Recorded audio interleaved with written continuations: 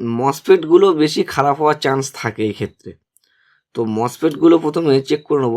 নমস্কার বন্ধুরা, দেখুন আমার হাতে যে কন্ট্রোলারটি দেখছেন একটি সোলারের কন্ট্রোলার, ঠিক আছে। এটা 80 ওয়াট কন্ট্রোলার ছিল আর কি, মানে 80 ওয়াট প্লেটে লাগানো ছিল। এই কন্ট্রোলারটি যে সমস্যাটি আছে, সমস্যাটি কি, যে যখন সকাল হচ্ছে আর কি, যখন রৌদ্র পড়ছে প্লেটে, এই যে এসপিভি পাওয়ার ওকে, এই লাইটটির জন্য।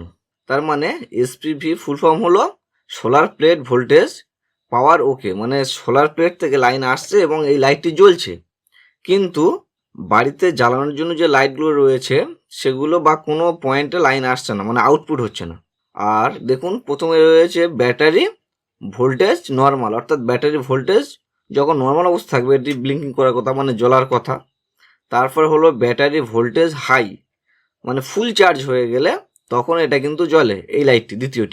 তৃতীয়টি হলো ব্যাটারি ভোল্টেজ লো, অর্থাৎ রেড সিগন্যাল যখন লো হয়ে যায়, ব্যাটারি আউটপুট বন্ধ হয়ে যায়, তখন লাল সিগন্যালটি কিন্তু দেয়।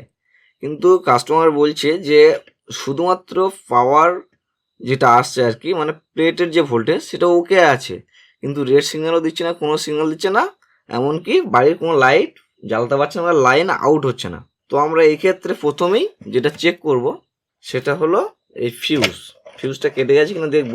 অনেক সময় ফিউজ কেটে গেলে লাল সিগন্যাল দেয়, অনেক সময় দেয় না, এক একটা বোর্ডের এক এক রকম সেটিং থাকে।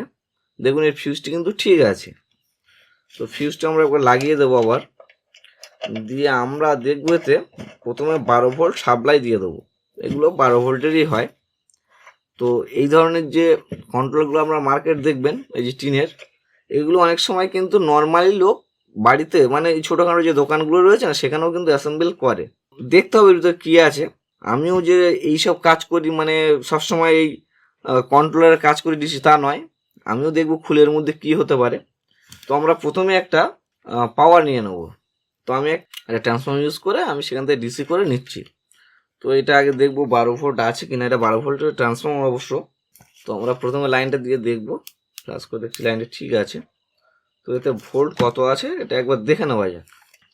মাল্টিমিটারে ডিসি 20-তে সেট করলাম, আর এখানে ভোল্টেজটা একবার মাপবো মিটারে। 17 ভোল্ট বা 16 ভোল্ট 93 এরকম দেখাচ্ছে সামথিং, ওটা 12 ভোল্টই আছে। ও ক্যাপাসিটার জন্য ওরকমই দেখাচ্ছে। তো যাই হোক, ওটা লোডে দিলে 12 ভোল্টই এসে যাবে। তো দেখুন এখানে লেখা রয়েছে, আগে আউটপুটটা দেখা যাক কি আছে। আচ্ছা আউটপুট এই দেখুন, এটা লেখা আছে প্রথমে BATT, মানে ব্যাটারি পজিটিভ, তারপরে ব্যাটারি নেগেটিভ, তারপরে আছে লোড পজিটিভ, তারপর নেগেটিভ লোড, তারপরে SPV আর SPC বা ভি, এখানে কিছু একটা ছিল। যাই হোক, মানে এটা প্লেটের পজিটিভ আর নেগেটিভ। তো আমরা প্রথমে প্লেটের পজিটিভ নেগেটিভে ভোল্টেজ দিয়ে দেবো, 12 ভোল্ট দিয়ে দেবো।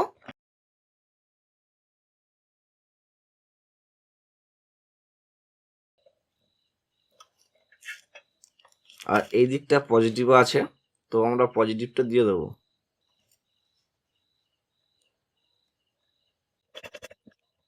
তো এইভাবে নেগেটিভ পজিটিভটি দিয়ে দিলাম। এই দেখুন সুইচ অন করার সাথে সাথে এই লাইটটি কিন্তু গ্লো করছে, ভালো করে দেখুন লাইটটি জ্বলছে, অর্থাৎ পিভিসি পাওয়ার ওকে দেখাচ্ছে, তাই না। কিন্তু দেখুন রেড সিগন্যাল নেই, কিচ্ছু নেই। এবার আউটপুট হচ্ছে কিনা আমরা দেখবো। ওখানে 12 ভোল্ট দিয়েছি, এখানে তো ভোল্টেজ আউটপুট হওয়ার কথা। তো এটা আছে দেখুন লোড, আর এটা আছে ব্যাটারি। তো ব্যাটারিটি চার্জ হচ্ছে কিনা তার জন্য ব্যাটারির পজিটিভ আর নেগেটিভের মধ্যে দেখুন ধরে নিচ্ছি, পজিটিভ আর এই নেগেটিভ। দেখুন ব্যাটারিতে কিন্তু কোনো ভোল্ট শো করছে না, তাই না। এই দেখুন কোনো ভোল্ট কিন্তু ব্যাটারি লাইনে শো করছে না, অর্থাৎ প্লেটের লাইনটি ঠিক আসলেও, লাইটটি জ্বললেও ব্যাটারিতে কিন্তু কোনো রকম চার্জ আসছে না। আচ্ছা দেখা যাক, যে অনেক সময় ব্যাটারিতে আসে না কিন্তু এখানে এসে যেতে পারে লোডের দিকে। তো লোডের দিকেও দিয়ে দেখবো, লোডে কিন্তু কিছু আসছে না, সামান্য অবশ্য এখানে 0.11 শো করছে। তো এটা ভোল্টেজ আসাই বলে না, অন্তত 1-2 ভোল্টও তো দেখাতে পারে, কিছুই দেখাচ্ছে না। আর দেখতে পাচ্ছেন এই যেদিকে ব্যাটারি থাকে, ব্যাটারি দিকে কিন্তু কিছুই আউটপুট করছে না, কিন্তু মূল ব্যাটারির দিকেই তো দিতে হবে। তো যাই হোক, আমরা এবার এটাকে খুলে ফেলবো।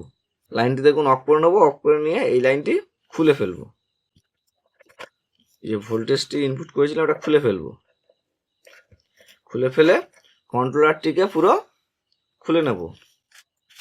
তো আমিও এরকম কন্ট্রোলার এর আগে কখনো খুলে কাজ করিনি, কিন্তু করব। অন্যান্য ভিডিওতে যেমন বলি আপনাদের যে নাও করে থাকি, খুব টাইট হয়ে রয়েছে দেখতে পাচ্ছেন, তবু খুলে দেখবো তো কি আছে। দেখুন সবই পার্টস দেখবেন খুলে সব কিছু আপনাদের চেনা পরিচিত, এমন নয় যে নতুন কিছু পাবেন।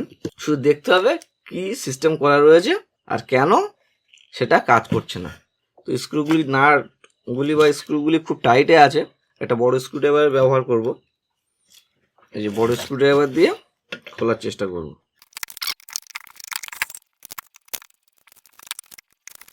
টোটাল 4টে নাট ছিল, নাট 4টে খুলে নিলাম দেখলেন। এবার দেখব ভিতরে কি আছে।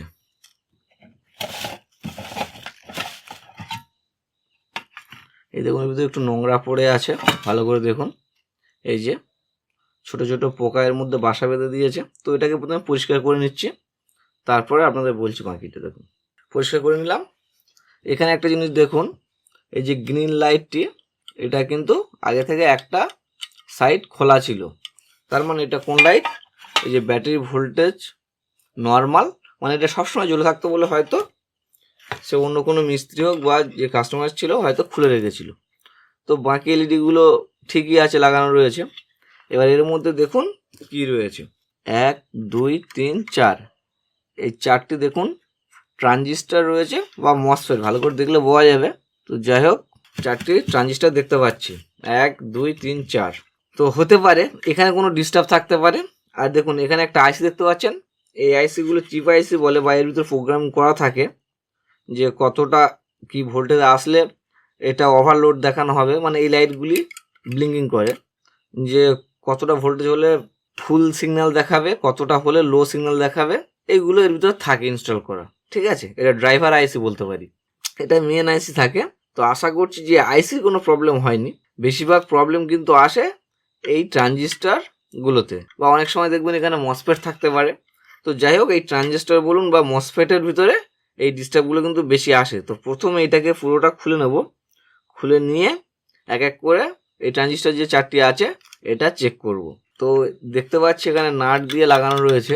তো নাটগুলি খুলে বোর্ডটি আলাদা করে নিলেই ভালো হয়, কারণ ওর তলার দিকটা তো দেখতে হবে, তাই না? তো সেটা একবার খুলে নিয়ে আপনাদের দেখাচ্ছি। দেখুন দেখুন বন্ধুরা, এটাকে কিন্তু খুলে ফেলেছি, কিন্তু এটা এভাবে পাল্টি করে দেওয়া যাচ্ছে না, কারণ এই ফিউজটি বাজছে। তো ফিউজটিকে একটু খুলে সরিয়ে নেব।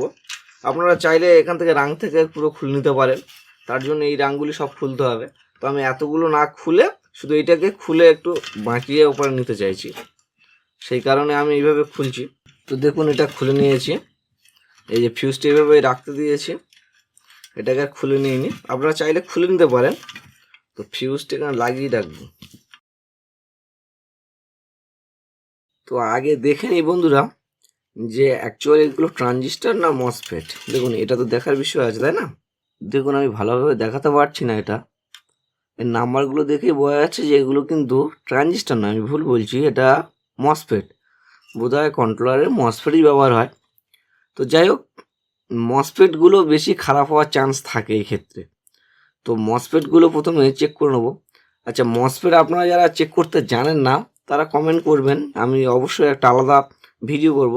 দেখুন মসফেটের কিন্তু এই যে প্রথম লেগ, 3টে করে তো লেগ থাকে না, তো 3টে করে পয়েন্ট থাকে। তো প্রথমটা হলো গেট, তারপর ড্রেন, তারপর সোর্স। এই কিন্তু একদম ফিক্স থাকে, ট্রানজিস্টারের মতন উল্টো পাল্টা হয়ে যায় না বিভিন্ন ক্ষেত্রে বা বিভিন্ন নাম্বার অনুযায়ী। এটা আগে দেখতে হবে যে এন চ্যানেল না পি চ্যানেল ব্যবহার হয়েছে, চ্যানেলটাকে আগে দেখতে হবে।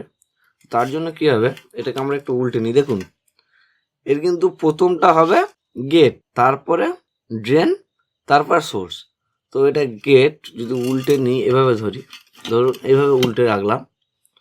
তো এই প্রথম পিন এটা গেট, ড্রেন, সোর্স। ড্রেন আর সোর্স এটাকে চেক করে প্রথমে বোঝা যায় যে এটা এন চ্যানেল না পি চ্যানেল।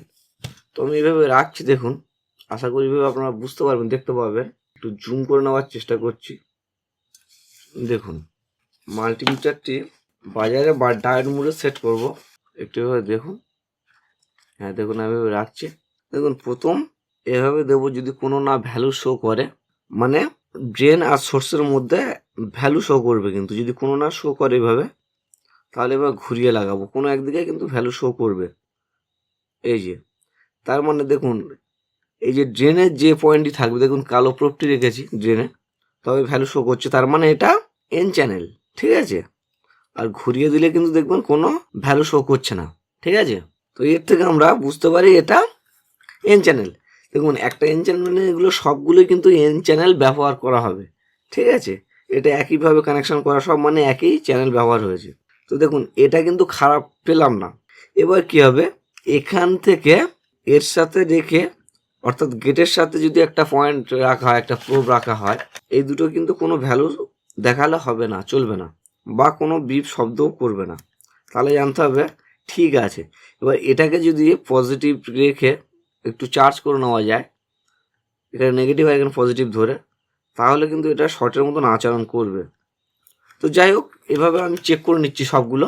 যারা চেক করতে জানেন না মসফেট কীভাবে চেক করে, আপনারা কমেন্ট করবেন, আমি আলাদাভাবে আপনাদের জন্য আলাদা একটা ভিডিও প্রয়োজনে করব। তো আমি এগুলো সবগুলো চেক করে নিয়ে আপনাদের দেখাচ্ছি যে কোনটা এর ভিতরে খারাপ আছে বা আছে কি না আদৌ। তো আমি একবার চেক করে নিচ্ছি রানিং অবস্থায়।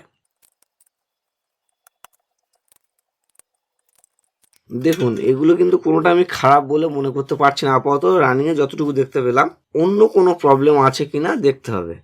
ঠিক আছে, তার জন্য ফিজিক্যালিভাবে এখানে দেখব যে ফিজিক্যালি কোনোটা ড্যামেজ বা কালো হয়ে আছে কিনা, রেজিস্টার ফেজিস্টার যা আছে। আমি জুমটাকে আবার জুম আউট করে নিই, জুম ইন করার জন্য সমস্যা হচ্ছে। ফিজিক্যালি দেখতে হবে কোনো রকম ড্যামেজ এখানে আছে কি না, তারপরে অন্য জায়গায় দেখবো। আচ্ছা, এই ডায়েটগুলি একবার চেক করে নেওয়া যেতে পারে। ডায়েট মোটেই রাখা রয়েছে, তো ডায়েটগুলো একধারে ভ্যালু শো করবে, একধারে করবে না, আপনারা জানেন। ডায়েট কিন্তু ঠিক আছে, ডায়েট ঠিক আছে। অন্যগুলো এই ট্রানজিস্টারগুলো প্রবলেম হতে পারে, সেগুলো চেক করা যেতে পারে। যাই হোক, এই ট্রানজিস্টারগুলো কিন্তু প্রবলেম নেই, বাদ বাকি রেজিস্টার বা ক্যাপাসিটার কোনোটা ফুলে আছে কিনা এইসবগুলো একটু দেখতে হবে। আপনারা জাস্ট এভাবে দেখে নেবেন ফিজিক্যালি, যে কারণ রেজিস্টার পুড়ে গেল। আচ্ছা দেখুন, রেজিস্টার বলতে গিয়ে দেখুন এখানে একটা জায়গা দেখুন, এই দেখুন রেজিস্টারের জায়গা আছে কিন্তু রেজিস্টার নেই, কিন্তু এরকম তো হওয়ার কথা নয়। এই তো দেখতে পাচ্ছি একটা রেজিস্টার খুলে পড়ে গেছে, এই দেখুন, এই দেখতে পাচ্ছেন, দেখুন রেজিস্টারটি। এটির ভ্যালুটা আমি বলে দিচ্ছি কত আছে, বাদামি লাল লাল, তার মানে 100 ইন্টু 1200। দেখুন 1.2K বা 1200 ওমসের একটা রেজিস্টার এখানে ছিল। জানি না কখন খুলে পড়ে গেছে, সাধারণত হতে পারে এর গায়ে দেখুন একটু জং মতো লেগে আছে। এই যে দেখুন, দেখুন এই ভালো করে দেখানোর চেষ্টা করছি, এই যে, তার মানে কোনোভাবে হয়তো জং ধরে এটা কেটেই গিয়েছিল কোনো এক ধারে, বা কাটা অবস্থায় ছিল। এখানে আমরা এই খোলাফেলা করেছি, একদম খুলে ওটা পড়ে গেছে, তো এটা কিন্তু লাগিয়ে দিতে হবে। তো যেহেতু ভেঙে গেছে, দেখবো এখানে ডায়ামিটারে হচ্ছে কিনা, যদি হয়ে যায় তো ভালো। হ্যাঁ, এখান থেকে যে ভেঙে পড়ে গেছিল, এটা কিন্তু লাগিয়ে দিতে হবে। আমার মনে হচ্ছে এইটার জন্যই সমস্যা হতে পারে। তো হয় এই ভ্যালুর একটা অন্য রেজিস্টার লাগিয়ে দেবো নতুন, অথবা এটাই লাগিয়ে দেওয়ার চেষ্টা করি। দেখুন এদিকে দুদিকে একটু কিন্তু রাং লাগানোর মতন জায়গা আছে, আমরা একটু তার লাগিয়ে এটা বড় করে নিতে পারি। তো আমি নতুন এই মুহূর্তে রেজিস্টার খুঁজছি না বা লাগাচ্ছি না, এই রেজিস্টারটাই দুধারে একটু তার জুড়ে বড় করে নেব, করে লাগিয়ে দেবো, দেখবো আমাদের প্রবলেম সলভ হয় কিনা। ঠিক আছে, আগে এটা করে নিই আপনাদের দেখাচ্ছি। দেখুন আগে এটাতে একটু তার লাগিয়ে নিই। এই দেখুন বন্ধুরা, আমি কিন্তু এটা লাগিয়ে নিয়েছি। এই দেখুন রেজিস্টারটি এভাবে সোজা করে একদিক যেদিকটা ভালো ছিল লাগিয়ে দিয়ে এখান থেকে একটা তার লাগিয়ে দিয়েছি, তার। ঠিক আছে, নর্মাল তার। এই যে দেখুন এখান থেকে নিয়ে আর এখানে বসিয়েছি। এভাবে রেজিস্টার অনেক সময় যদি আপনারা না খুঁজে পান সেম ভ্যালুর, তো এইভাবে করে নেবেন। কোনো নতুন রেজিস্টার না দিয়ে যেটি ছিল ওটিতেই এভাবে জাম্পার দিয়ে লাগিয়ে নিয়েছি। ঠিক আছে, এবার দেখবো আমাদের সমস্যাটাই অ্যাকচুয়ালি সমাধান হলো কিনা। আমরা এটা যেভাবে ছিল এরকমই করে নেবো। আবার রেজিস্টার লাগানোর সময় এলইডিগুলো একটু আঁকা বাঁকা হয়ে গেছে, তো ঠিক আছে এভাবে থাক, এভাবে রাখি, রেখে আমরা লাইন দেবো। তো দেখুন ব্যাটারি হিসেবে আমি একটা এখান থেকে কম ভ্যালুরই একটা ব্যাটারি লাগিয়ে নিচ্ছি। এটা পুরোপুরি 12 ভোল্ট নেই, আর যে আরেকটা লাইনটি নিয়েছিলাম 12 ভোল্টের জন্য, মানে সোলারের কানেকশন করার জন্য যেটা নিয়েছিলাম সেটাই আবার নিচ্ছি। ঠিক আছে, এটার থেকে যে লাইনটি নিয়েছিলাম। আর এটা ব্যাটারি হিসেবে এখানে দিচ্ছে একটা লো ভোল্টের ব্যাটারি, অবশ্যই এটা 12 ভোল্ট নেই। এই দেখুন এখানে লাইন দেওয়ার সাথে সাথে কিন্তু এই দেখুন লাল লাইটটি জ্বলছে, গ্লো করছে, দেখুন লাল লাইটটি। দেখবেন আমি কানেকশন খুলে দেবো, নিভে গেল, আবার দেখুন এই জ্বলছে। তার মানে এখানে বলছে যেটা লো ভোল্টেজ আছে আর কি, যেরকম রেড সিগন্যাল দেয় ব্যাটারি লো হয়ে গেলে। আর এই 12 ভোল্টই এখানে দিয়ে দেবো। আচ্ছা এটা খুলে গেল, আচ্ছা যাক। দেখুন 12 ভোল্টটা এখানে প্রথমে দিয়ে নিই আগে।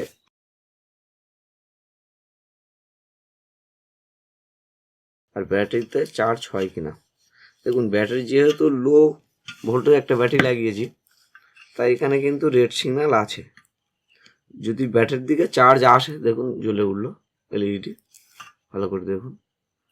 যদি এই দেখুন, ঠিক আছে, এবার যদি এই 12 ভোল্ট অ্যাডাপ্টারটি অন করব, যেদিকে সোলারের লাইন থাকে, যদি চার্জটি এখানে আসে তাহলে রেড লাইট কিন্তু সে থাকুক বা না থাকুক এই সঙ্গে এটাও কিন্তু চলে আসবে। এই দেখুন রেড লাইট কিন্তু একটু জোরে জ্বলে উঠলো, এই যে ব্লিঙ্কিং করছে। ঠিক আছে, তার মানে লো ভোল্টের ব্যাটারি দিয়েছি সেদিকে এখনও ফুল হয়নি, সেই জন্য ব্লিঙ্কিং করছে। আর এটা পিভিস মানে যেদিকে প্লেট থাকে, প্লেটের লাইন ওকে দেখাচ্ছে। এবার দেখবো আমাদের যে আউটপুট লোড থাকে, যে মাঝখানে লোডের যে লাইন, ওখানে লাইন আসছে কিনা এটা মিটার দিয়ে চেক করব। এই মিটার নিয়ে নিলাম, 20 ভোল্ট ডিসিতে সেট করলাম। এবার দেখুন ওখানে লোডের দিকে আসছে কিনা সেটা দেখব। দেখুন লোডে কিন্তু লাইন আউটপুট হচ্ছে। ঠিক আছে, স্টেবল হতে পারছে না যেহেতু এখানে রেড দিয়ে রেখেছে। এই দেখুন রেডটিকে সরিয়ে নিলাম, ফুল সিগন্যাল দিচ্ছে। মানে রেডটিকে বলতে এই যে যেটা ব্যাটারি চার্জের জন্য একটা ব্যবহার করেছিলাম, সরিয়ে নিলাম, ফুল দেখাচ্ছে ওখানে। তাহলে এখানে দেখবো আউটপুটে আসছে কিনা। দেখুন আউটপুটে কিন্তু 14 ভোল্টের একটু বেশি শো করছে, যেহেতু আমাদের এই আউটপুট যেটা নিয়েছিলাম আমরা এই যে সোলার লাইনে দেওয়ার জন্য, সেটা প্রায় 16 ভোল্ট দেখাচ্ছিল, সেই জন্য 14 ভোল্ট বেশি দেখাচ্ছে। এই জন্য কিন্তু এটা ফুল সিগন্যাল দেখাচ্ছে। ঠিক আছে, যখন আমরা এই লো ভোল্টের ব্যাটারিটি সংযোগ করবে এতে, তখন কিন্তু দেখবেন রেড সিগন্যাল দেখাবে, মানে চার্জ এখনো ফুল হয়নি। এই দেখুন বুঝতে পারছেন, ছাড়িয়ে যাচ্ছে ক্লামটি, এই দেখুন মানে লো ব্যাটারি আছে। ঠিক আছে, আর আউটপুট হিসেবে কিন্তু দেখুন এখান থেকে কিন্তু আউটপুট করছে এবার, এই যে 13 ভোল্ট 14 ভোল্ট এরকম শো করছে। তো এটা আমি বন্ধ করে নিচ্ছি। ওই দেখুন রেড সিগন্যাল দিয়ে দিল। দেখুন কিচ্ছু ডিস্টার্ব হয়নি, জাস্ট একটা রেজিস্টার হয়তো এখানে জং লেগেছিল, কেটে গিয়েছিল, বোঝা যাচ্ছিল না। আমাদের খোলাফেলা করতে করতে ওটা পুরো খুলে চলে গেছিলো, আমরা বুঝতেও পারিনি। দেখুন অথচ এইটুকুর জন্য আমি প্রথমে ভেবেছিলাম যে এখান থেকে ডিস্টার্ব হয়েছে, কারণ অ্যাকচুয়ালি এখানে যে মসফেটগুলো ইউজ করা হয়েছে, এই মসফেটগুলোই কিন্তু এখানে দেখুন প্রথম এই গেটে যদি সিগন্যাল দেওয়া হয়, ভোল্টেজ দেওয়া হয় গেটে, তাহলে কি হয়, ড্রেন আর সোর্স একত্রিত হয়ে বিদ্যুৎকে যেতে দেয় আগের দিকে, মানে সার্কিট কমপ্লিট হয়। সেই কারণে ভেবেছিলাম এইগুলোই ডিস্টার্ব হতে পারে, কিন্তু এগুলো আমি প্রথম ট্রানজিস্টার ভেবেছিলাম, খুলে দেখলাম যে না, এগুলো কিন্তু সব মসফেট ব্যবহার করা হয়েছে। তো মসফেট আর ট্রানজিস্টার দেখলে আপনারা চিনতে পারবেন না নাম্বারগুলো। তো যাই হোক, এইভাবে সমস্যার সমাধান হয়ে গেল।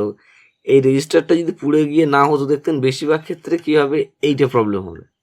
কারণ এই ধরনের ডিভাইস এই কাজই হয়। অবশ্য আমি এর আগে সোলারের কোনো কন্ট্রোল বোর্ড ঠিক করিনি, কিন্তু এই ধরনের যত সোর্স আছে আপনার, যেমন ধরুন ইনভার্টার বা ইউপিএসের ক্ষেত্রে কিন্তু এরকমই হয়।